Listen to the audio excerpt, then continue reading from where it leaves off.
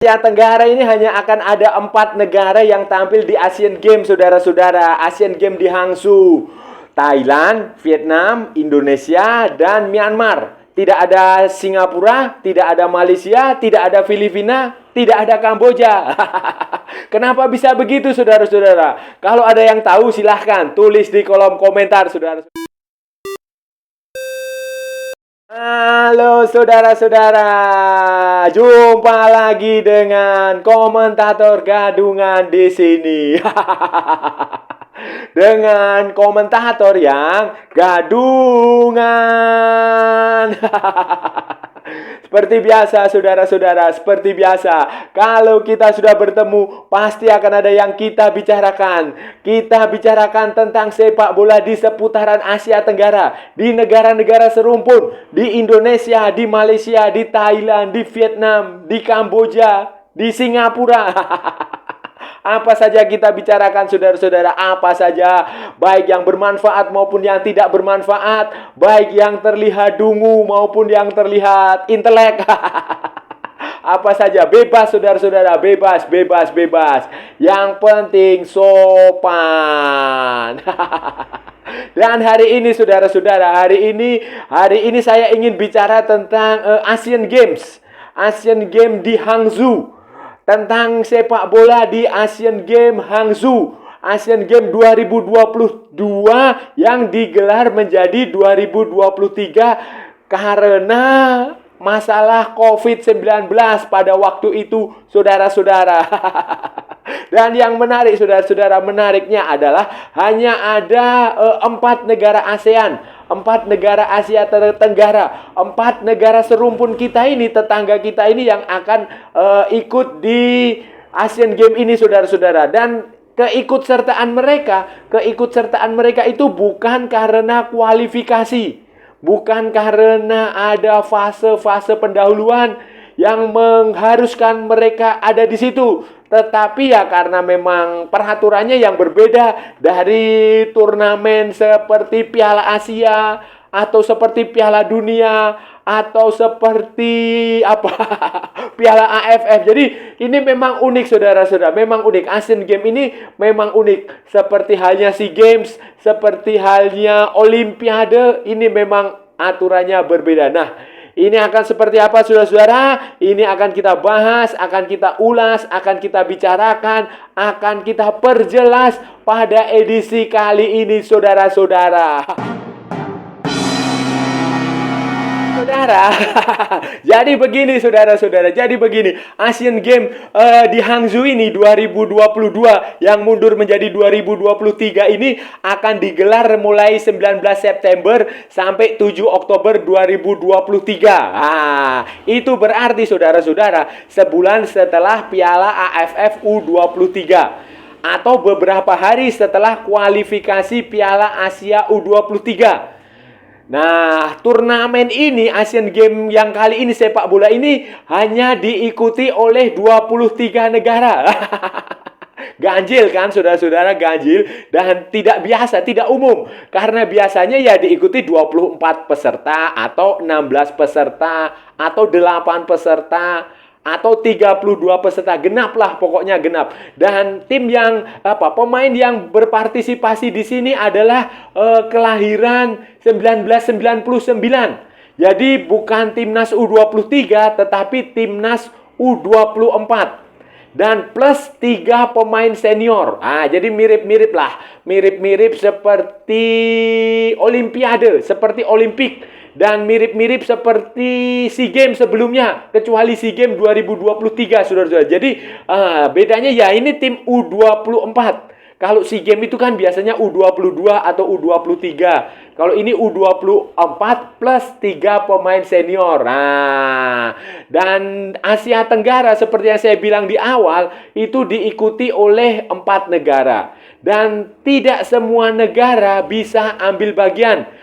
Australia itu, saudara-saudara, Australia dan Guam, walaupun dia menjadi anggota AFC, dia tidak boleh ikut di Asian Games. Kenapa? Karena dia bukan anggota OCA, Olimpik Konsil Asia. Nah, Komite Olimpiade Asia. Kemudian Kazakhstan, saudara-saudara. Kazakhstan itu anggota Olimpik Konsil Asia, OCA.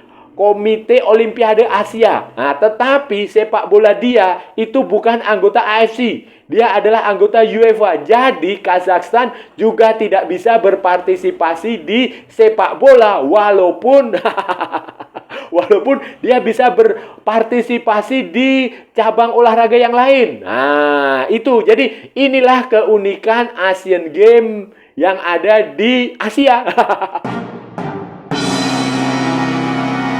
2022 di Hangzhou yang menjadi 2023 ini, saudara-saudara, sudah digelar drawing. Undian pembagian grupnya itu sudah dikerjakan. 23 tim dibagi menjadi 6 grup. Masing-masing grup berisi 4 tim. Ada satu grup yang berisi 3 tim. Di grup A itu ada wakil ASEAN di situ, Myanmar. Myanmar akan tergabung bersama Cina, Bangladesh, dan India. Itu. Kemudian di grup B ada juga wakil dari ASEAN. Di situ ada Vietnam yang akan bermain melawan Saudi Arabia, Iran, dan Mongolia. Kemudian ada lagi wakil ASEAN itu di grup E. Di situ ada Thailand yang akan bertanding melawan Korea Selatan, Bahrain, dan Kuwait. Sementara Indonesia ada di grup F, bermain dengan Korea Utara. Korea Utara, negerinya Kim Jong-un. Kemudian ada Kyrgyzstan dan Cina Taipei atau Taiwan. Sementara grup D itu yang berisi 3 tim, itu berisi Jepang, Palestina, dan Qatar. Berhubung ada satu grup yang berisi 3 tim, saudara-saudara, maka peraturan yang digunakan adalah di grup yang berisi 4 tim, juru kunci, tim yang menjadi peringkat paling bawah itu tidak akan dihitung. Pertandingan melawan tim yang peringkat terbawah, peringkat keempat di grup yang berisi 4 tim itu tidak akan dihitung, saudara-saudara. Jadi jangan sampai salah ini. Jangan sampai kejadian seperti kualifikasi Piala Asia U17 ketika Indonesia membantai Guam. Ternyata poinnya tidak dihitung. Itu jangan sampai terulang, saudara-saudara. Dan nantinya juara grup, juara dan runner up grup akan lolos ke babak 16 besar. Babak 16 besar dengan 4 tim peringkat 3 terbaik akan lolos. Dan pertandingan di selama Asian Games ini akan digelar di 6 stadion, 6 tempat di 3 kota. 6 stadion di 3 kota di Hangzhou dan sekitarnya. Jadwal Asian Games ini yang tidak strategis, saudara-saudara. Tidak strategis dan tidak berada dalam kalender FIFA, otomatis akan ada banyak masalah yang timbul, khususnya dari semua peserta. Jepang, Korea, Arab Saudi semua, termasuk juga Thailand, Indonesia, Myanmar, Vietnam, semua pasti akan bermasalah di sini, saudara-saudara. Karena itu, Indonesia sejak awal sudah menyatakan bahwa tim yang dikirim adalah timnas U20 yang akan ditangani oleh Indra Syafri.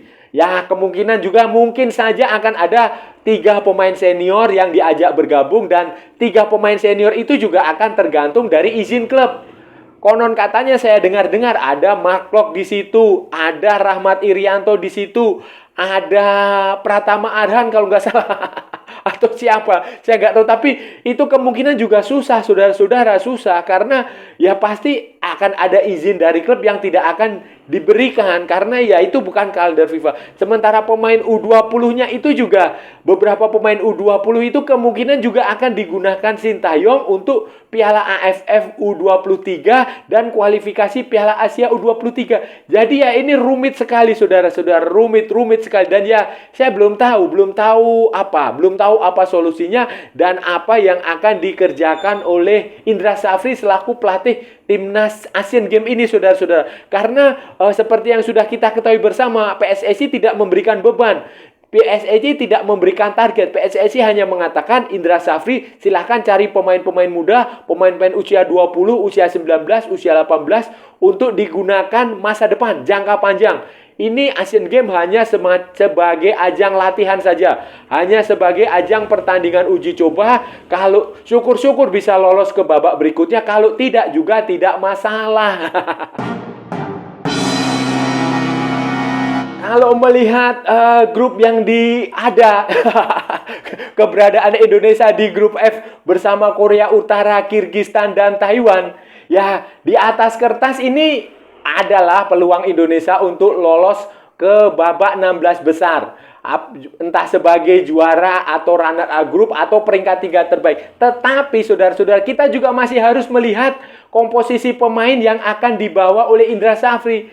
Karena kita nggak bisa menerka-nerka, karena kita juga belum tahu pemainnya yang mana. Apakah pemain-pemain Piala Dunia U20 yang batal, ataukah pemain-pemain SEA Games, ataukah seperti apa. Dan Indra Safri juga masih harus berkoordinasi dengan Sintayong yang akan tampil di Piala Asia U23, kualifikasi Piala Asia U23 dan Piala AFF U23.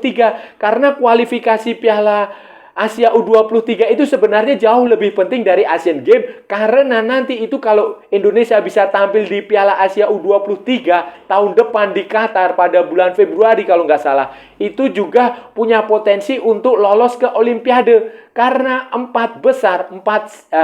semifinalis, 4 tim yang tampil di semifinal Piala Asia U23 2024 itu akan tampil di Olimpiade Paris 2024. Jadi kita belum bisa meramalkan saat ini, saudara-saudara. Belum bisa meramalkan, belum bisa menebak, belum bisa menduga-duga kira-kira kekuatan lawan, kekuatan timnas Indonesia itu juga seperti apa. Ini akan tergantung dari materi pemain. Kalau materi pemainnya yang di timnas SEA Games kemarin, peluangnya besar. Bahkan mungkin menembus semifinal ada. Kalau timnas U20, ya kita juga nggak tahu seperti apa. Tapi kan PSSI sudah menggarisbawahi bahwa pemain-pemain yang dibawa adalah pemain-pemain berusia 20, usia 19, usia 18. Jadi ya kita lihat saja nanti, saudara-saudara. Agenda, bukan agenda FIFA, akibat jadwal yang tidak dalam kalender FIFA ini, saudara-saudara. Dan yang membuat banyak klub, menyulitkan klub-klub sepak bola profesional di setiap negara. Maka tidak semua negara memutuskan untuk ikut Asian Games. Malaysia itu menjadi salah satu negara yang tidak memutuskan untuk tidak ikut Asian Games kali ini. Karena agendanya, jadwalnya itu tidak sesuai dengan jadwalnya sulit lah, saudara-saudara. SEA Games aja banyak pemain yang tidak dilepas, apalagi Asian Games. Walaupun sebenarnya Malaysia ini pada 2018 itu mereka juga ikut Asian Games 2018, bahkan sampai ke babak 16 besar. Kemudian 2010 mereka juga sampai ke babak 16 besar. 2014 mereka hanya ada di fase grup. 2006, 2020, 2002 juga sampai ke fase grup. Jadi tidak selalu ikut. Dan yang untuk saat ini Malaysia tidak mengirimkan tim ya karena agendanya itu tidak strategis, saudara-saudara, tidak bertepat. Jadi kesulitan mengumpulkan. Begitu pula dengan Filipina, dengan Singapura, dengan Kamboja, dengan Laos, ya pokoknya beberapa negara ASEAN ini ya memang tidak bisa bersemangat. Tidak bersemangat untuk mengirimkan tim ke Asian Games. Begitu pula di negara-negara Asia lainnya, saudara-saudara, negara-negara besar Asia lainnya juga banyak yang tidak mengirimkan tim karena ya terbentur agenda FIFA, terbentur kalendernya yang tidak strategis. Dan ini bukan sepak bola FIFA, melainkan dalam naungan OCA, Olympic Council Asia. Semacam IOC lah, International Olympic Committee.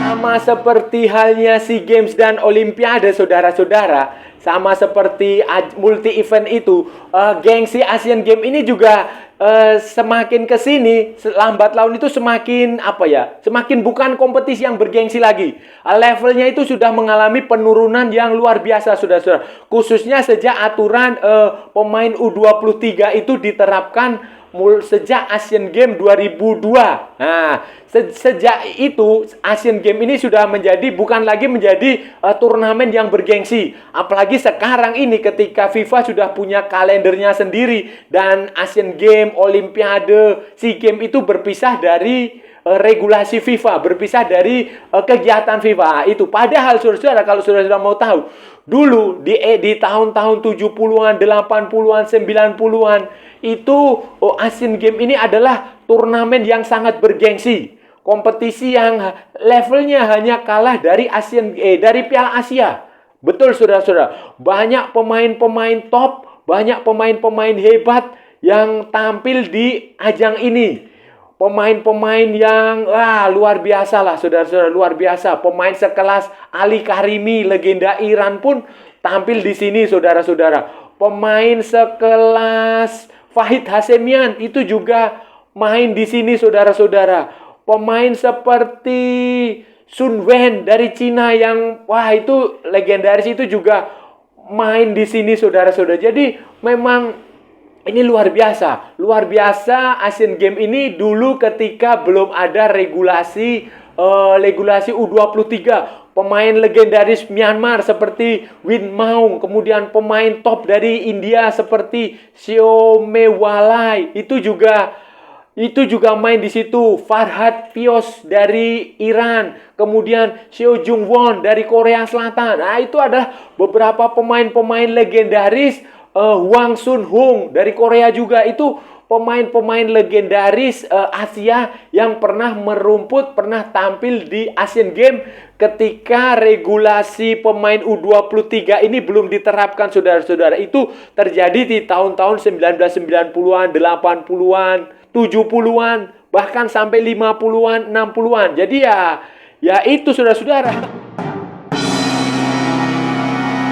Asian Games mencatat saudara-saudara, Korea Selatan sebagai negara dengan pengumpul gold medal terbanyak, sebagai negara yang paling banyak mendapatkan medali emas. Korea Selatan itu menang 5 kali. Mereka mendapatkannya pada 1970, 1978, 1986, 2014, dan terakhir kali 2018 waktu di Indonesia. Mereka juga 3 kali mendapatkan medali perak, silver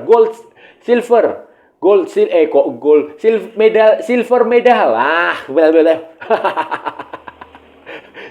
3 kali. Kemudian 3 kali medali perunggu, bronze medal. Sementara Iran menjadi negara kedua yang paling banyak menang. Mereka menjuarai Asian Games itu 4 kali.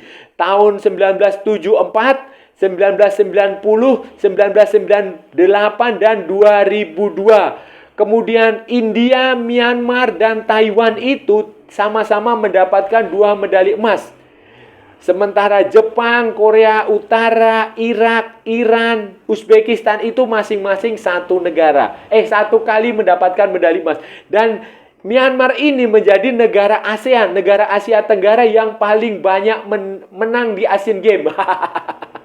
Itu terjadi pada 1966 dan 1970 ketika masih bernama Burma. Dan jangan lupa saudara-saudara, Burma atau Myanmar itu dulu adalah kekuatan sepak bola yang cukup disegani di Asia sebelum disalib oleh Thailand, sebelum sepak bola Malaysia, sepak bola Indonesia berkembang. Itu sementara Thailand yang menjadi raksasa sepak bola di Asia Tenggara itu justru belum pernah mendapatkan medali emas. Bahkan medali perak atau perunggu itu juga belum pernah dapat saudara-saudara. Sebaliknya, Malaysia itu pernah mendapatkan 2 kali medali perunggu, bronze medal. Itu Asian Games 1962 dan 1974. Sementara Indonesia itu sekali mendapatkan medali perunggu. Itu pada Asian Games 1958, saudara-saudara. Saudara-saudara, itu tadi pembahasan kita hari ini, saudara-saudara. Kita sudah bicara panjang lebar tentang Asian Games 2022 di Hangzhou, China yang seharusnya digelar tahun 2022 menjadi 2023 ini, saudara-saudara. Kita tadi juga sudah membahas mengapa hanya ada 4 negara Asia Tenggara yang tampil di situ, mengapa tidak semua negara Asia anggota AFC bisa berpartisipasi, saudara-saudara. Mengapa tidak semua tim yang tampil itu berdasarkan kualifikasi, berdasarkan kelayakan. Nah, berdasarkan fase pendahuluan yang digelar berbeda dengan Piala Asia U23, U20, U17 atau Piala Asia Senior lainnya. Nah, ini memang kompetisi yang cukup unik, saudara-saudara, dan memang tim yang berpartisipasi ini berdasarkan kesukarelaan. Berapapun nanti tim yang berpartisipasi akan diterima semua, ditampung semua. Nah, itu tadi kita sudah bicara. Kita juga tadi sudah membahas kira-kira peluang Indonesia bagaimana, peluang Thailand bagaimana, peluang Vietnam, peluang Myanmar bagaimana. Dan saya rasa sudah cukup ya, saudara-saudara. Kalau ada salah-salah ya saya mohon maaf. Namanya juga gadungan. Wajar kalau gadungan itu salah, saudara-saudara. Tetapi kalau benar berarti sebuah kebenaran. Kalau saudara-saudara merasa channel ini bermanfaat, berguna, menghibur, menginspirasi, silahkan like, share, and subscribe. Tetapi kalau tidak masalah. Jangan ditonton, jangan diikuti, di skip saja, tetapi jangan juga di report, saudara-saudara. Kasihan saya, saudara-saudara. Ikuti pula akun media sosial Komentator Gadungan, ada di Instagram, ada di Facebook, ada di TikTok. Oke, saudara-saudara, sampai bertemu lagi di edisi-edisi berikutnya dengan tema-tema yang jauh tidak bermanfaat, dengan tema-tema yang jauh tidak berguna. Oke, saudara-saudara, salam olahraga dan merdeka!